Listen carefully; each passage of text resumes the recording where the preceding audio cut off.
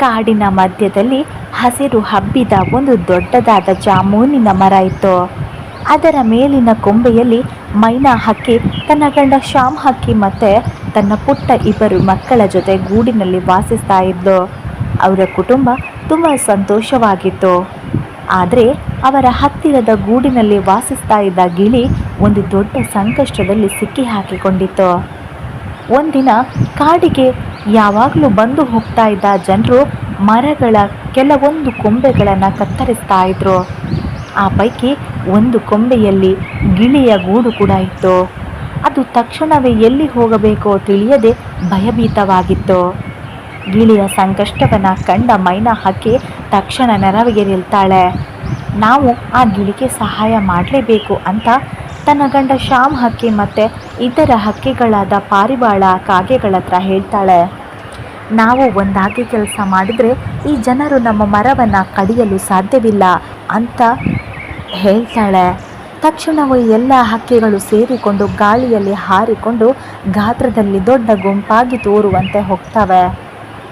ಮರವನ್ನು ಕತ್ತರಿಸಲು ಬಂದ ಜನರು, ಇಲ್ಲಿ ಎಷ್ಟು ಹಕ್ಕಿಗಳಿವೆ, ಈ ಮರ ಅವರ ಮನೆ, ನಾವಿದನ್ನು ಕತ್ತರಿಸಬಾರ್ದು ಅಂತ ಪರಸ್ಪರ ನೋಡಿಕೊಳ್ತಾರೆ.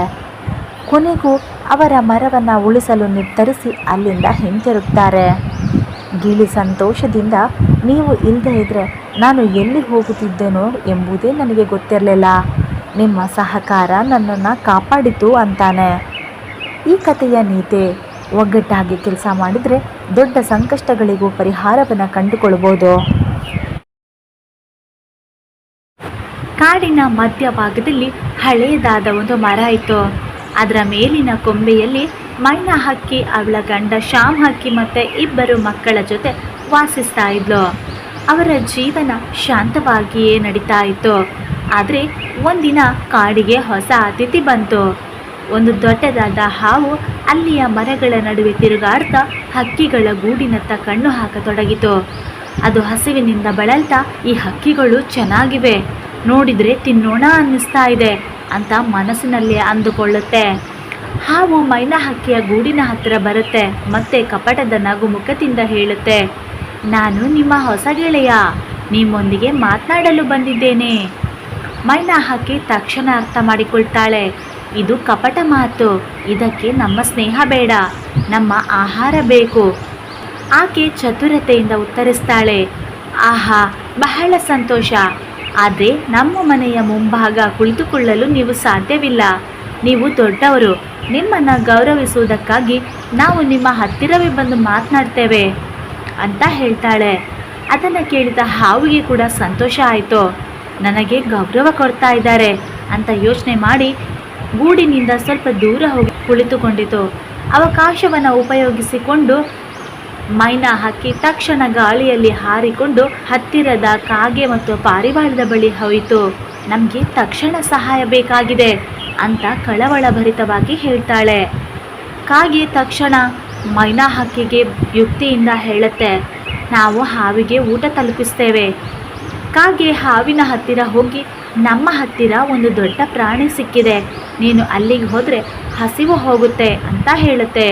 ಹಾವು ಅದನ್ನು ನಂಬಿ ಅಲ್ಲಿಂದ ದೂರ ಹೋಗುತ್ತೆ.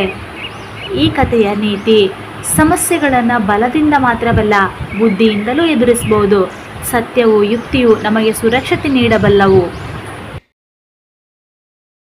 ಕಾಡಿನ ಮಧ್ಯದಲ್ಲಿ ಒಂದು ದೊಡ್ಡದಾದ ಮರ ಇತ್ತು. ಅದರ ಮೇಲಿನ ದಟ್ಟವಾದ ಪಾಳೆಯಲ್ಲೊಂದು ಚಂದದ ಗೂಡು ನಿರ್ಮಿಸಿಕೊಂಡಿದ್ದ ಮೈನಾ ಹಕ್ಕಿ ಮತ್ತು ಅವಳ ಗಂಡ ಶ್ಯಾಮ್ ಹಕ್ಕಿ ಮತ್ತು ಪುಟ್ಟದಾದ 2 ಮಕ್ಕಳ ಜೊತೆ ಸುಖವಾಗಿ ವಾಸಿಸ್ತಾ ಇದ್ರು. ಒಂದಿನ ಕಾಡಿನಲ್ಲಿ ದೊಡ್ಡ ಸಂಚಲನ ಉಂಟಾಯಿತು.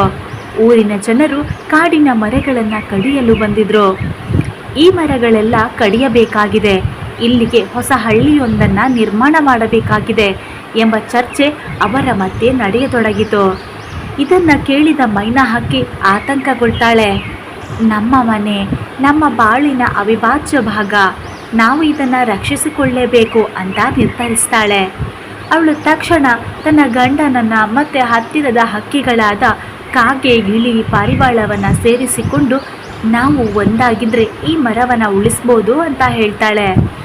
ಅವರು ಒಟ್ಟಾಗಿ ಹಾರಿಕೊಂಡು ಮರಗಳ ಮೇಲೆ ಕುಳಿತು ಜೋರಾಗಿ ಕೂಗತೊಡಗಿದ್ರು.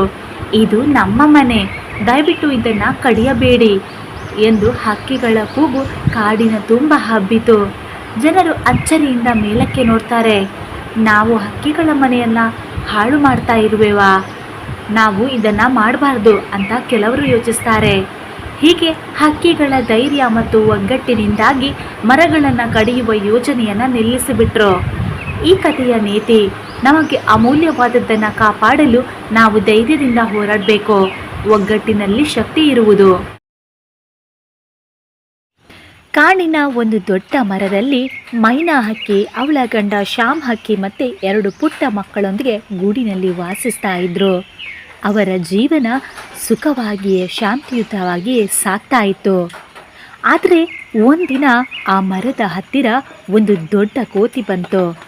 ಆ ಕೋತಿ ಹೇಳುತ್ತೆ, ಈ ಮರದ ಎಲ್ಲ ಹಣ್ಣುಗಳು ನನ್ನದು, ನಾನು ಯಾವ ಹಕ್ಕಿಗೂ ಇಲ್ಲಿ ಹತ್ತಿಕೊಳ್ಳಲು ಬಿಡುವುದಿಲ್ಲ ಅಂತ ಒಂದು ಹಣ್ಣಿನ ಮರದ ಮೇಲೆ ಹತ್ತಿ ಕುಳಿತ ಕೋತಿ ಹೇಳುತ್ತೆ. ಅವನ ಜೋರಿಗೆ ಹಕ್ಕಿಗಳು ತುಂಬ ಭಯಪಟ್ಟವು. ಆದರೆ ಮೈನಾ ಹಕ್ಕಿ ಭಯಪಡೋದಿಲ್ಲ. ಅವಳು ತನ್ನ ಗಂಡ ಶ್ಯಾಮ್ ಹಕ್ಕಿಗಿಂತಲೂ ಬುದ್ಧಿವಂತಳಾಗಿರ್ತಾಳೆ. ಅವಳಿಗೆ ಈ ಸಮಸ್ಯೆಯನ್ನು ಬುದ್ಧಿಯಿಂದ ಬಗೆಹರಿಸಬೇಕಿತ್ತು.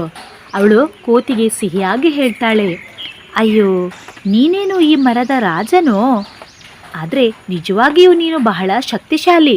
ಅದನ್ನು ಕೇಳಿ ಕೋತಿ ಬೆರಗಾಗಿ ಕೇಳುತ್ತೆ, ಹೌದಾ, ನಾನು ಶಕ್ತಿಶಾಲಿಯೇ ಅಂತ ಕೇಳುತ್ತೆ. ಅದಕ್ಕೆ ಮೈನಾ ಹೇಳ್ತಾಳೆ, ನೀನು ಶಕ್ತಿಶಾಲಿಯಾಗಿರಲೇಬೇಕು, ಆದರೆ ಒಂದು ಪರೀಕ್ಷೆ ಮಾಡಬೇಕು. ಆ ಹತ್ತಿರದ ಹೂವುಗಳಿಂದ ತುಂಬಿದ ಮರ ಇದೆಯಲ್ಲ, ಅದರ ಮೇಲಿನ ಕೊಂಬೆಯನ್ನು ಒಡೆದು ತಂದು ತೋರಿಸು ಅಂತ ಹೇಳ್ತಾಳೆ. ಅದಕ್ಕೆ ಕೋತಿ ಹೆಮ್ಮೆಯಿಂದ ಇದು ಸುಲಭ ಅಂತ ಹತ್ತಿರದ ಮರದತ್ತ ಹಾರಿ ಹೋಯಿತು. ಅದನ್ನು ನೋಡ್ತಿದ್ದ ಎಲ್ಲ ಹಕ್ಕಿಗಳು ತಕ್ಷಣವೇ ಆ ಸಮಯವನ್ನು ಉಪಯೋಗಿಸಿಕೊಂಡು ಆ ಮರವನ್ನು ಸೇರುವ ಅವಕಾಶವನ್ನು ಪಡಿತವೆ.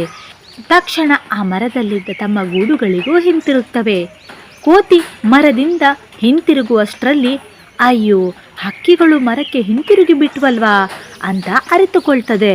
ಆದರೆ ಹಕ್ಕಿಗಳು ಮರವನ್ನು ಮತ್ತೆ ತಮ್ಮದಾಗಿಸಿಕೊಂಡಿದ್ವು. ಈ ಕಥೆಯ ನೀತಿ, ಪ್ರೇಮ ಮತ್ತು ಬುದ್ಧಿವಂತಿಕೆಯಿಂದ ಸಮಸ್ಯೆಗಳನ್ನು ಬಗೆಹರಿಸಬಹುದು. ಕೋಪದಿಂದ ಅಥವಾ ಭಯದಿಂದ ಯಾವುದೂ ಸಾಧ್ಯ ಇಲ್ಲ.